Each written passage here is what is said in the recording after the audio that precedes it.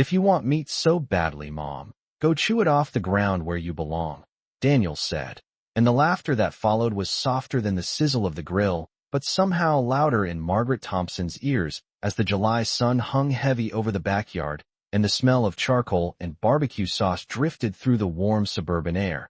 It was the first Sunday barbecue of the summer, the kind Margaret had hosted herself for nearly 25 years when her husband was still alive, the kind where folding lawn chairs circled plastic tables and lemonade sweated in clear pitchers, where neighbors wandered in through the side gate without knocking, and grandchildren ran across the grass barefoot until dusk. But this time it was Daniel's house, Daniel's grill, Daniel's rules, and Margaret had arrived 10 minutes early with a bowl of homemade potato salad balanced carefully in her hands, wearing a light blue blouse she had ironed that morning, telling herself she was simply a guest now, not the woman who once orchestrated every detail. She had taken a paper plate, waited her turn by the grill, and thanked Daniel when he slid a modest portion of steak onto her plate, though she noticed he didn't look at her when he did it, and she had just found a seat at the edge of the patio when Rachel's voice floated by, joking about cholesterol and senior digestion, drawing a few polite chuckles from Daniel's colleagues standing near the cooler. And then Daniel had stepped toward his mother again, glanced at her plate, and with a quick flick of his spatula nudged the steak clean off the edge so it landed on the grass beside her sandal. The movement was small, almost careless, and that was what made it sting, because it was done as if her meal, her presence, were minor inconveniences to be brushed aside. Margaret looked down at the piece of meat resting on the lawn, a dark shape against the bright green, and for a moment the only sound she heard was the steady hiss of fat, dripping onto hot coals. No one rushed to fix it. No one bent to help.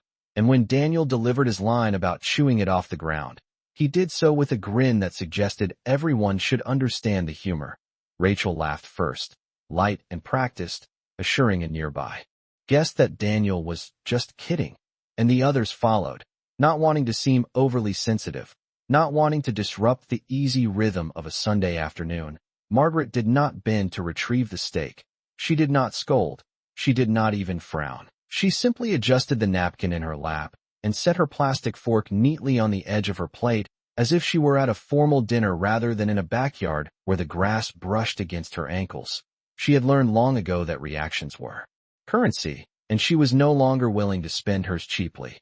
The sun pressed against her shoulders, and she could feel the heat rising from the patio stones through the thin soles of her sandals. And she thought about the first barbecue she and her husband hosted in that same style of yard 3 decades earlier, when Daniel was just 8 years old and insisted on flipping burgers that were too heavy for his small hands. Back then, she had stood close behind him, guiding his wrist so nothing fell, so nothing burned, so nothing was wasted. Now she watched him from a distance of 6 feet and several unspoken years, noticing how easily he dismissed her, how comfortably he performed for the crowd. She reached for her glass of iced tea instead of the empty space where the steak had been and took a slow sip, letting the cold sweetness settle before she lifted her gaze to meet Daniel's, holding it just long enough to register that she had heard him, understood him, and chosen silence. Across the yard, her granddaughter Emily had stopped mid-sentence, eyes flicking from her father to her grandmother and back again, confusion shadowing her young face.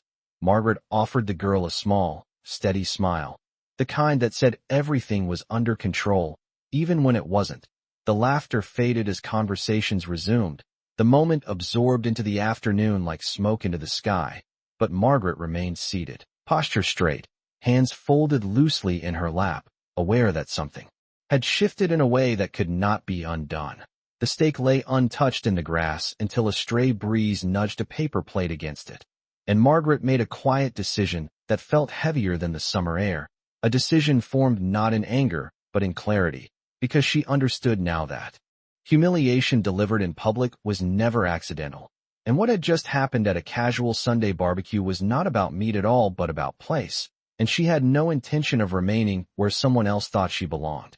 Margaret remained in her chair until the conversation around her settled into a comfortable rhythm again, as if nothing unusual had taken place.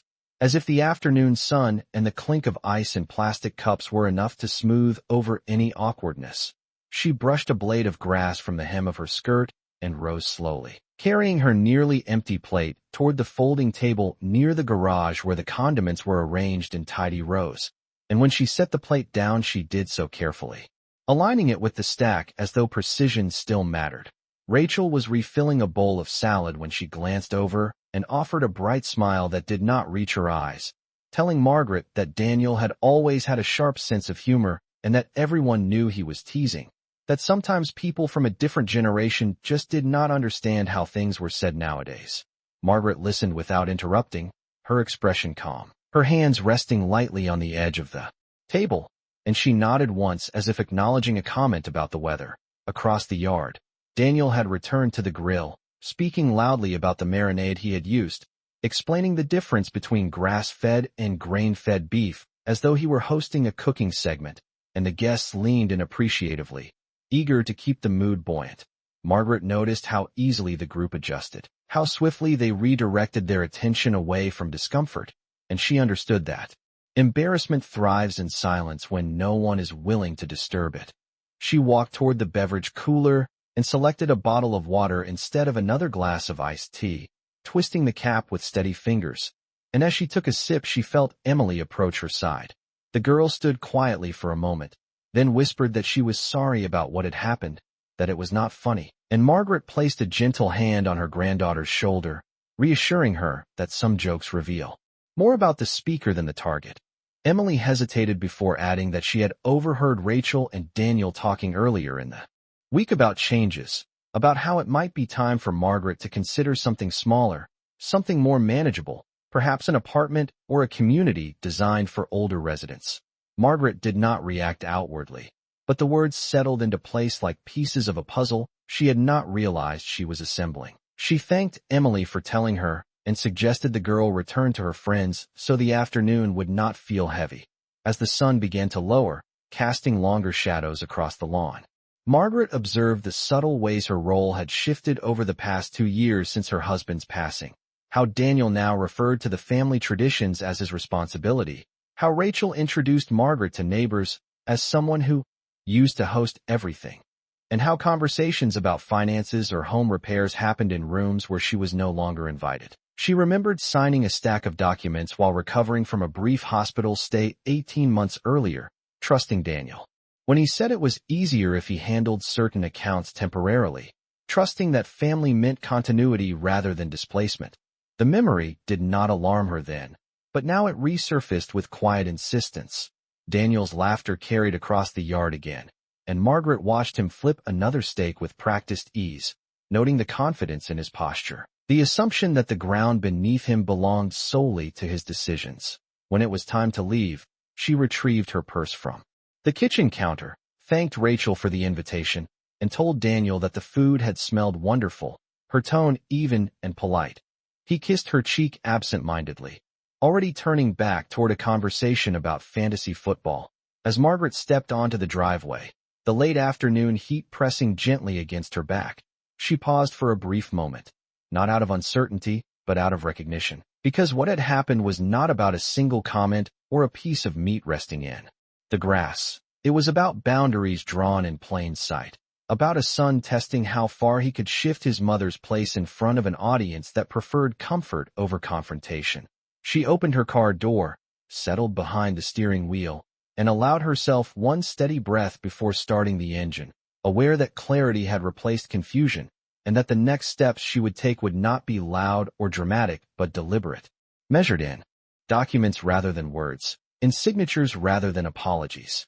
Margaret did not drive straight home after leaving Daniel's house. Instead, she turned onto Maple Avenue and continued 3 blocks past her own driveway before circling back, giving herself a few extra minutes behind the wheel to let her thoughts settle into order rather than emotion, because she understood that decisions made in anger rarely age well.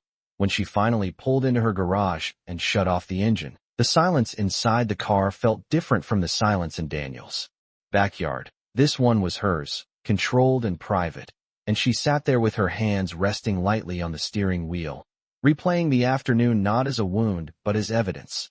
Inside her home, the air was cool and faintly scented with lemon polish, the grandfather clock in the hallway ticking steadily as it had for decades, and she walked through each room slowly, noticing how everything remained where she had placed it, how nothing here had shifted without her consent. In the kitchen, she set her purse on the counter and opened the drawer where she kept important papers, sliding out a neatly labeled folder that contained copies of bank statements, property tax receipts, and the temporary power of attorney she had signed during her hospital stay. At the time, Daniel had insisted it was practical, that handling her accounts would spare her stress while she recovered from pneumonia, and she had trusted the arrangement because trust had always been the foundation of her motherhood. Now she spread the documents across the dining table and read each page carefully, her reading glasses perched low on her nose, noting dates, signatures, and clauses that had once seemed routine. She observed that the authorization had never been formally revoked, that it granted Daniel broad access for administrative purposes, and she considered how easily administrative convenience could evolve into control if left unattended. The memory of Rachel's bright smile and polished explanations drifted back to her, and Margaret recognized a pattern not of cruelty, but of gradual repositioning, as though she had been moved inch by inch from the center of her own life to the perimeter. She walked to the living room and paused in front of the framed photograph of her late husband, taken at a beach in South Carolina 20 years earlier, both of them squinting into the sun, Daniel standing between them with sand on his knees. She wondered when guidance had turned into assumption, when support had turned into oversight. Margaret did not feel fury. She felt clarity, and clarity carried a quiet strength. She returned to the table and made a short list on a yellow legal pad, writing the name of the family attorney, Harold Whitman, whom she had not spoken to in over a year, writing the words review documents and update estate plan in firm, deliberate handwriting. She also wrote Emily's name beneath those notes, not as a reaction to the afternoon, but as recognition of the young woman's honesty and presence. Outside, a lawn mower hummed somewhere down the street, and a car door slammed. Ordinary suburban sounds that contrasted sharply with the shift taking place within Margaret's understanding. She brewed a cup of chamomile tea and sat at the table once more, the steam curling upward as she examined the signature line on the power of attorney, her own name, written in confident script. She realized that nothing had been taken from her yet, not legally, not formally, but permission once given without boundaries could be interpreted as permanent. Margaret folded the documents back into their folder with precision and returned them to the drawer, not out of avoidance, but because she had already decided that tomorrow morning she would make a phone call. She turned off the kitchen light and stood for a moment in the dim glow of the hallway lamp, listening to the steady ticking of the clock, aware that what had shifted at a family gathering was now guiding her toward action, not loud or theatrical, but structured and intentional. And for the first time since the laughter in the backyard had faded, she felt something steadier than hurt. She felt prepared. Margaret woke the next morning before sunrise, as she often did, the house still wrapped in a soft blue quiet that made every sound deliberate, and she moved through her routine with the same steadiness she had practiced for years, brewing coffee, opening the curtains, and letting the early light spill across the hardwood floors. The events of the weekend did not rush at her in waves of emotion.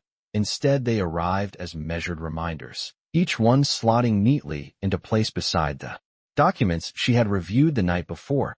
At 8:30 sharp, she sat at the small desk in the corner of her living room and dialed Harold Whitman's office, listening to the calm, professional greeting before leaving a concise message requesting an appointment to review her estate planning documents and revoke any temporary authorizations that remained active. She did not dramatize her request. She did not mention family tension. She simply stated that it was time for an update. By mid-morning, she received a return call offering her a meeting the following afternoon, and she accepted without hesitation, writing the time in careful print on her calendar. Afterward, she drove to her bank, a familiar brick building less than 2 miles from her home, where she had held an account for more than 40 years, and she requested a private consultation with a senior representative to review account access permissions. Seated across from a young man in a navy suit who addressed her as Mrs. Thompson, she asked for a detailed explanation of who currently had authority to view, transfer, or manage her funds, and she listened without interruption as he outlined the structure that had been established during her hospital stay. When he confirmed that Daniel still held active authority under the temporary arrangement, Margaret thanked him for his clarity and requested the necessary forms to rescind that access immediately. The representative explained the process step by step, and she signed where required, her handwriting steady, her posture upright. There was no confrontation, no raised voices, only the quiet correction of a boundary that had been left open too long. On her drive home, she passed the park where she used to bring Daniel when he was small, recalling how he once clung to her hand before climbing the tallest slide, trusting that she would remain at the bottom. The memory did not weaken her resolve. It strengthened her understanding that love and accountability were not opposites. That afternoon, she organized a separate folder, labeled Personal Trust, placing within it updated beneficiary forms and notes for discussion with Mr. Whitman, and she drafted a preliminary outline of how she wished her assets to be distributed, prioritizing stability, responsibility, and character rather than assumption. She included Emily's name once more, not impulsively, but because the girl's quiet honesty had demonstrated maturity beyond her years. As evening settled, Margaret prepared a simple dinner for herself and ate at the dining table where documents had rested the night before, the surface now clear except for a single legal pad. She felt no desire to call Daniel, no urge to explain her actions in advance, because she recognized that clarity did not require permission. Outside, a light breeze moved through the trees lining her street, and the steady rhythm of the grandfather clock echoed softly through the hallway. Margaret rose, washed her plate, and turned off the kitchen light, aware that while Daniel might still believe the balance of control remained in his hands, the structure beneath that belief was already shifting, quietly and irrevocably, guided not by anger but by intention. And as she prepared for bed, she experienced not sadness but a measured calm, the kind that comes when a person decides that dignity is not negotiable and begins, step by step, to secure it.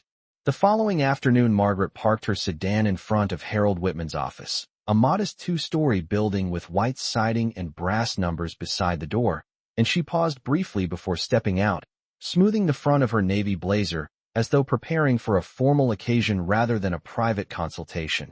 Inside, the waiting room smelled faintly of paper and coffee, and framed certificates lined the wall in quiet testimony to decades of legal practice. When Mr. Whitman emerged to greet her, his handshake was steady and respectful, and he addressed her not with familiarity, but with the professional courtesy she had always appreciated. Seated across from him at a polished oak desk, Margaret placed her folder neatly in front of her and explained that she wished to review every active document connected to her estate, including the temporary power of attorney granted during her illness. Because circumstances had changed and clarity was necessary, she did not speak of humiliation or Sunday gatherings. She spoke of structure, of responsibility, of ensuring that her intentions were accurately reflected in binding form.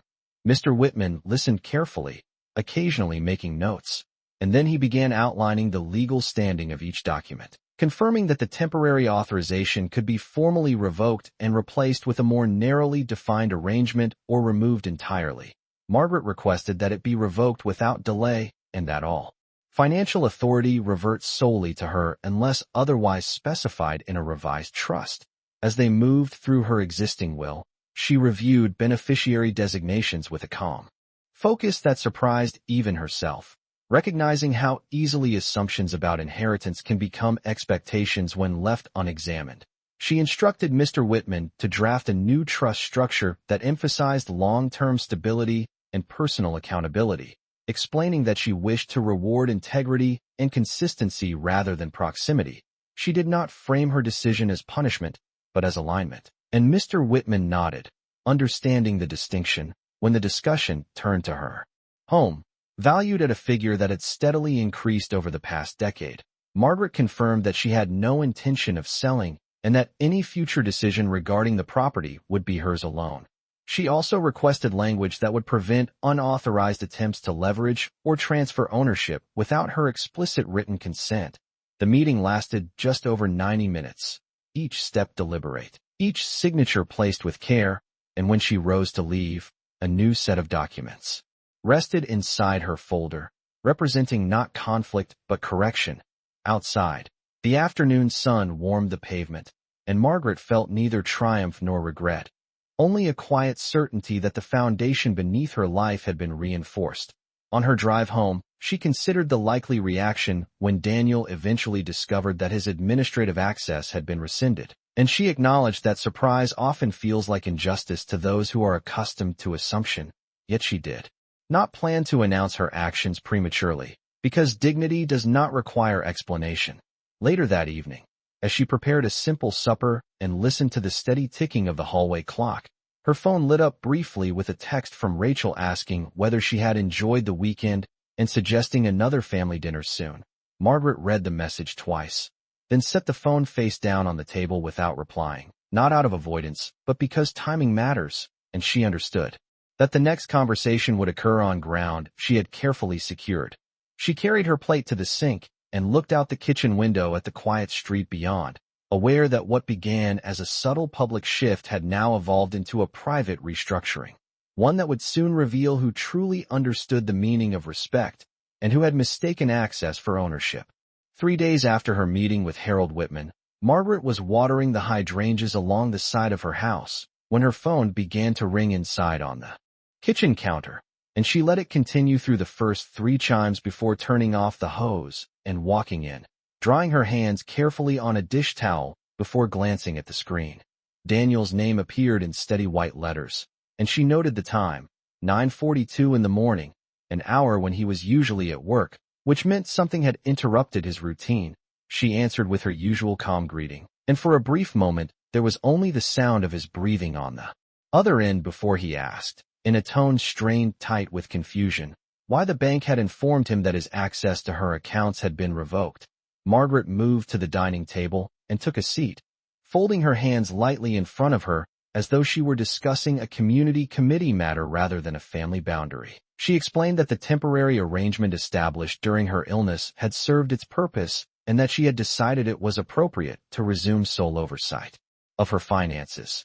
Daniel responded quickly, insisting that he had only been helping, that this made him look untrustworthy, that Rachel was embarrassed because the bank representative had mentioned the change during a routine inquiry. Margaret listened without interruption, allowing his words to settle rather than collide with her own. And when he finished, she clarified that trust is not measured by access but by respect, and that oversight of her accounts was neither a right nor a reflection of his character, simply a responsibility that belonged to her. There was a pause long enough for the weight of her composure to register, and then Daniel asked whether this decision was about what happened the previous Sunday, phrasing the question as if the event were minor and isolated. Margaret chose her words carefully, stating that the weekend had been illuminating, not injurious, and that clarity often follows illumination. She did not accuse, she did not reference specific remarks, but she allowed the implication to stand. Daniel's voice softened, suggesting that perhaps she was overreacting, that families sometimes tease, that she had always been sensitive. Margaret absorbed the comment with the same steadiness she had practiced all week, and she replied that sensitivity is often another word for awareness, and awareness prevents confusion later. She informed him that she had also updated her estate planning documents to reflect her current intentions and that he would receive any relevant information in due course, delivered formally and properly. The line went quiet again, and she could almost hear him recalibrating, adjusting to a dynamic in which he no longer held administrative leverage. He asked whether she planned to discuss these matters at the next family dinner, and Margaret answered that she believed certain conversations were best handled privately and professionally, not between paper plates and lawn chairs. After a few more strained exchanges, Daniel ended the call with a promise to stop by later that week, a suggestion that felt less like courtesy and more like strategy. Margaret set the phone down gently and returned to the sink, rinsing the water in can before placing it neatly beside the door. Outside, sunlight filtered through the maple tree in her front yard, casting patterned shadows across the driveway, and she stood for a moment watching a delivery truck pass slowly along the curb. She did not feel victorious, nor did she feel wounded. She felt balanced, as though a scale that had tipped subtly over the past 2 years had been restored to level. She understood that Daniel would likely attempt to reinterpret her actions, perhaps even portray them as impulsive, but she also understood that documentation does not waver under pressure. As she resumed tending her garden, Trimming a stray branch with careful precision, she recognized that the real shift was not in the paperwork or the phone call, but in the recalibration of expectation, because for the first time since her husband's passing, she was no longer reacting to subtle repositioning. She was defining the ground on which the next conversation would stand. Daniel arrived on Thursday evening just after 6, his sedan pulling into Margaret's driveway with a decisiveness that suggested he had rehearsed the conversation during the entire commute. Margaret saw him through the front window as she folded a light blanket on the sofa, and she did not hurry to the door, choosing instead to finish what she was doing before greeting him with composed courtesy. When she opened the door, Daniel stepped inside without waiting to be invited further, glancing around the living room as though assessing a space he once knew by heart, but now viewed with calculation. He began by saying he did not understand why things had escalated so quickly, why a simple administrative change required legal involvement, and Margaret gestured toward the dining table where two chairs faced each other evenly, signaling that this would be a discussion rather than a confrontation. She listened as he spoke about responsibility, about how he had only been trying to protect her interests, about how neighbors sometimes take advantage of older homeowners, and that he had wanted to ensure she did not become vulnerable. Margaret allowed him to finish before responding, her voice even and measured, explaining that protection without consent becomes control, and that vulnerability is not defined by age but by exclusion from one's own decisions. Daniel shifted in his seat, insisting that Rachel had only encouraged organization, that selling the house had merely been a hypothetical conversation about downsizing to something easier to maintain, perhaps a condominium closer to their neighborhood. Margaret regarded him steadily and asked when he had planned to involve her in that hypothetical discussion, and the question lingered longer than any raised voice could have. Daniel hesitated before admitting that they had thought it might be simpler to present her with a prepared plan rather than burden her with options. Margaret nodded slowly, recognizing the pattern she had already identified, and she clarified that simplicity for others does not justify silence toward the person most affected. She informed him that the updated trust documents were nearly complete, and that her intentions regarding the property were firmly established, including explicit instructions preventing any transfer or sale without her direct authorization. Daniel's expression tightened, not in anger, but in the realization that leverage had shifted permanently. He asked whether this meant she no longer trusted him, and Margaret answered that trust requires mutual respect, and respect cannot coexist with public dismissal or private assumption. The room remained quiet, except for the steady ticking of the grandfather clock in the hallway, a rhythm that seemed to underline each sentence with calm inevitability. Daniel looked toward the framed photograph of his father on the mantel, perhaps searching for an ally in memory, and Margaret followed his gaze before reminding him that his father had believed in accountability, not entitlement. She did not raise her voice, did not reference specific remarks from the barbecue, but she allowed the implication to remain clear enough to be understood. After a moment, Daniel stood, pacing once across the rug before stopping near the window, and he admitted that perhaps he had underestimated how the weekend appeared from her perspective. Margaret replied that perspective is rarely the issue, behavior is. When he finally prepared to leave, his tone had shifted from defensive to cautious, and he asked whether there was a way to repair what had been strained. Margaret walked him to the door and answered that repair begins with acknowledgement, not convenience, and that time would determine whether acknowledgement was genuine. As his car backed out of the driveway and disappeared down the quiet suburban street, she closed the door gently and returned to the dining table, placing her hands on its smooth surface, aware that while reconciliation remained possible, the balance of authority within her own life had been firmly and deliberately restored. The following Sunday, Margaret did something she had not done in years. She sent a message to Daniel and Rachel inviting them to dinner at her house, specifying 6 o'clock and adding that she had something important to share. The wording was deliberate, polite, but unmistakably formal, and she spent the afternoon preparing a simple meal of roasted chicken, green beans, and warm bread, setting the dining table with her good china rather than paper plates, placing cloth napkins beside each setting as though structure itself were part of the message. When Daniel and Rachel arrived, Emily with them, the atmosphere carried a quiet awareness that this gathering was different from the casual backyard laughter of the previous week. Margaret welcomed them inside with calm courtesy and guided them to the table, where a slim folder rested near her plate. Conversation began lightly, touching on school plans and work schedules, but beneath the surface ran the understanding that something substantive waited to be addressed. Once the dishes had been cleared and coffee poured, Margaret placed her hands gently on either side of the folder and began to speak in a steady, even tone, explaining that over the past week she had reviewed her financial and estate documents with legal counsel and had made updates to ensure that her intentions were clearly defined and legally protected. Daniel shifted slightly in his chair. Rachel's posture straightened, and Emily watched her grandmother. With attentive stillness, Margaret clarified that all temporary authorizations had been formally revoked and that a new trust had been established, one designed to preserve her home and assets according to principles she valued, including responsibility, respect, and demonstrated integrity. She then slid a single page across the table toward Daniel, not for negotiation but for transparency, outlining that her property would remain solely under her control during her lifetime, and that future inheritance allocations would be structured to reflect long-term character rather than assumed entitlement. There was no accusation in her voice, no reference to any specific remark or past gathering, yet the weight of the previous Sunday lingered in the quiet spaces between her sentences. Rachel attempted a measured smile and asked whether this shift meant Margaret felt unsupported, and Margaret responded that support does not require oversight, and that clarity strengthens relationships rather than weakens them.